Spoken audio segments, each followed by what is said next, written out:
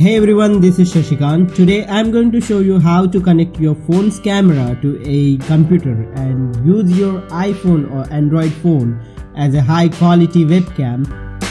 Alright, first thing first, go to any browser like Google on your PC. If you want to use an Android phone's camera, then DroidCam or iVCam are the best applications so far.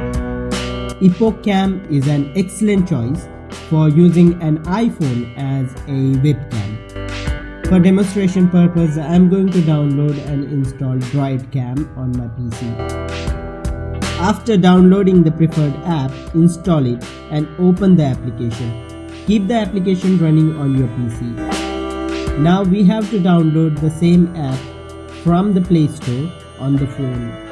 I am going to install DroidCam from the Play Store on my phone. Once I open the app on the phone, it will show the device's IP. You have to enter this device IP in the device IP field on the computer. Then check the video and audio boxes. That's how you can use a mobile phone's camera as a webcam and improve the quality of your video. If you found this tutorial helpful, give it a thumbs up, subscribe for more tech tips, and I'll catch you in the next one. Thank you.